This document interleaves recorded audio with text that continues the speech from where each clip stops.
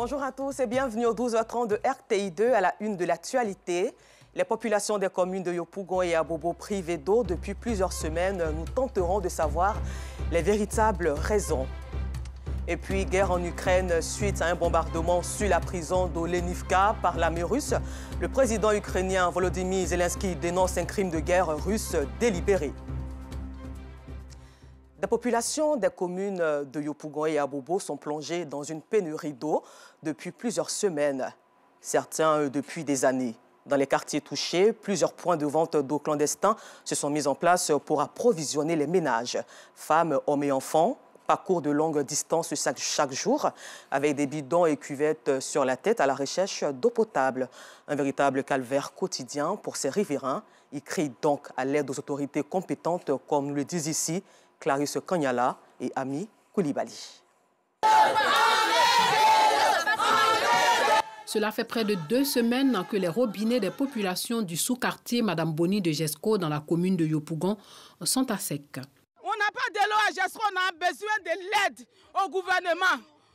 Ça fait 1 mois qu'on n'a pas l'eau. Au début, il pleuvait, on ne sentait pas. Mais ça fait 2 semaines maintenant, on ne trouve pas de l'eau à boire. On demande de l'aide au gouvernement.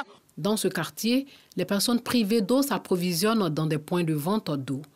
Il faut noter que les propriétaires des lieux ont fait des branchements anarchiques. On a les nouveaux-nés.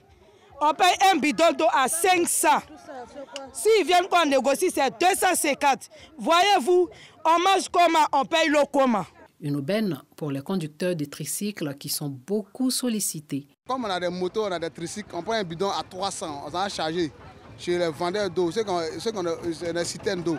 On paye le 25 litres, on achète à 300, on vient revendre ça ici. On achète là-bas à 100 francs, on vient revendre à 200, comme ça on fait le tout à 300. Nous, comme on met du carburant dans le tricycle, 200 pour nous et 100 francs pour le vendeur d'eau. Un voyage c'est 9 000 francs. On fait un bidon à 300, le tricycle ça prend 30 bidons. Les 30 bidons multipliés par 300 va être 9 000 francs. Malgré l'inexistence d'eau dans ces ménages depuis plusieurs mois déjà, ils reçoivent toujours des factures de la SODECI. Dans ce quartier-là, ça fait plusieurs fois, vers 2 h du matin que tu as pu te réveiller, tu peux en avoir un peu. Mais depuis 1 mois, 2 mois, il n'y a pas l'eau. Ça ne vient plus, rien. Voilà des gens qui ont leur moto, on leur donne un bidon à 200 francs. Ils vont chercher de l'eau à mi-KO. C'est de là qu'ils nous envoient. Pour avoir au moins 10 bidons, tu dois leur donner 2000 francs. Non loin de là, le quartier Ciel. Ici, les populations boivent l'eau du Marigot depuis 10 ans. Nous sommes à la Jesco, on ne sait pas si nous sommes au village ou bien nous sommes à Abidjan, vraiment on ne comprend rien.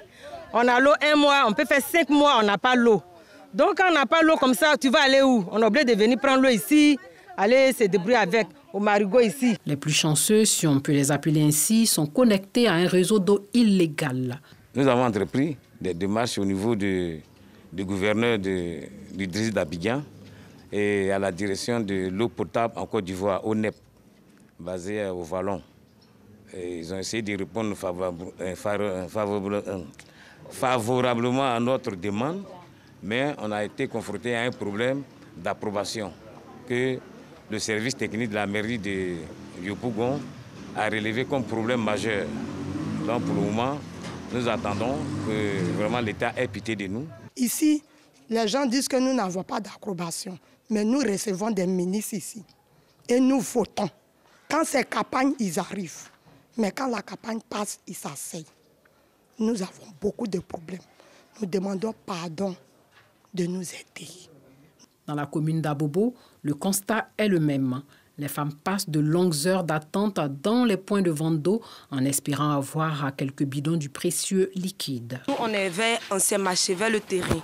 Mais en eau, et puis ici, c'est loin. Donc, on s'en cherche de l'eau. Il n'y a pas de l'eau chez nous. Il y a des enfants partout. Ils doivent se laver, on doit manger, donc il n'y a pas l'eau.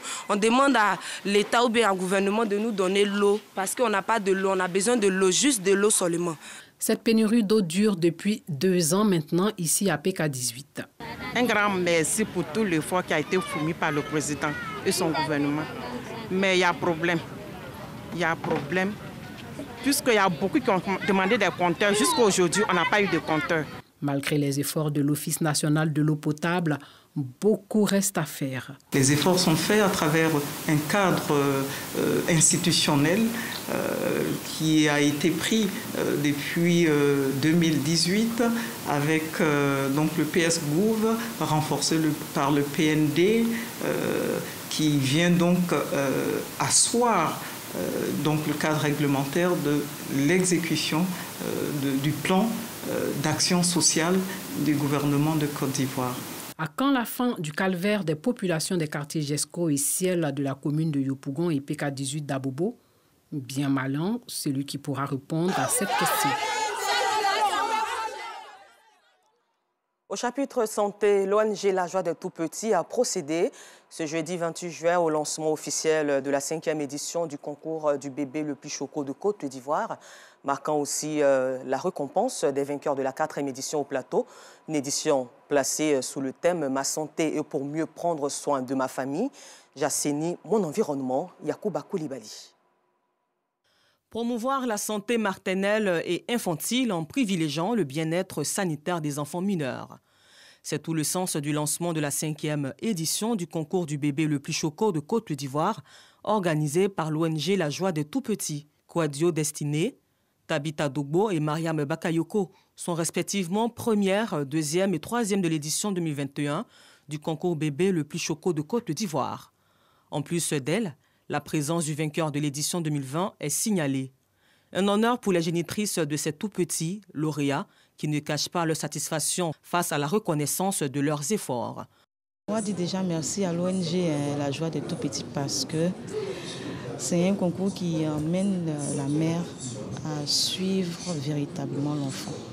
C'est une joie pour nous. Comment disons merci à l'ONG et puis cette journée-là nous rappelle, nous, mères, de prendre vraiment soin des enfants depuis le sein jusqu'à la naissance.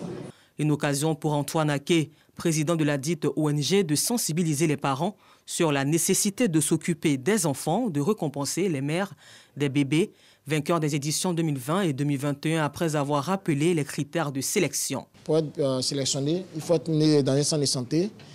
L'enfant doit avoir de 3 à 2 ans. La mère doit faire 4 consultations prénatales, une consultation postnatale. L'enfant doit être nourri au sein maternel pendant 6 mois pour l'âge et puis la photo de l'enfant.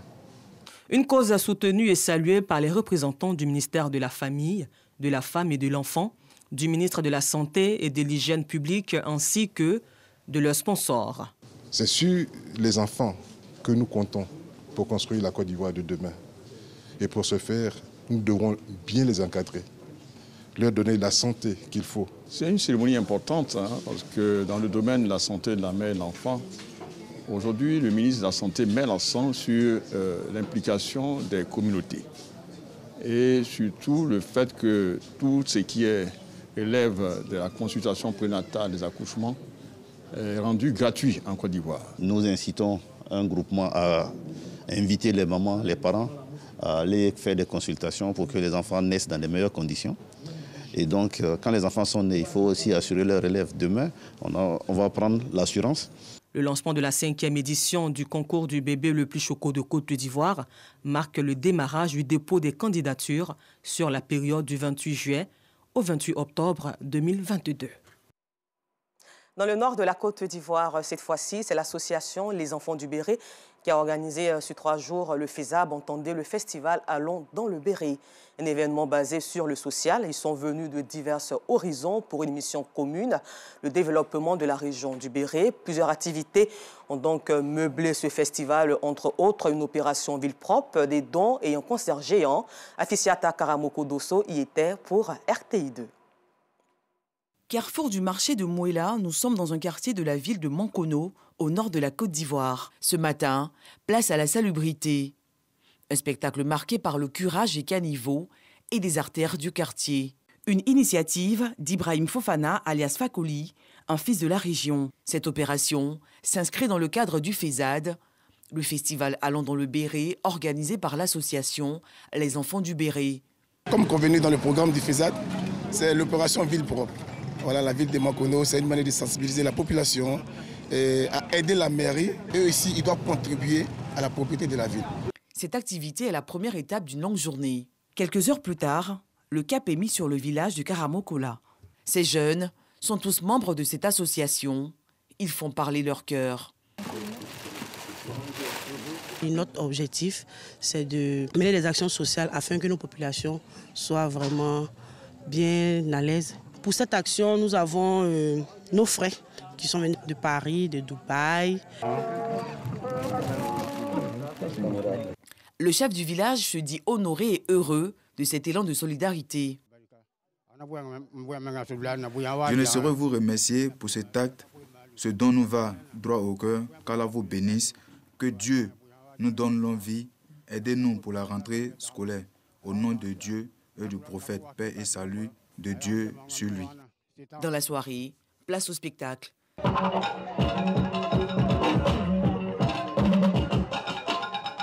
Des artistes se succèdent sur la place publique pour le bonheur des populations.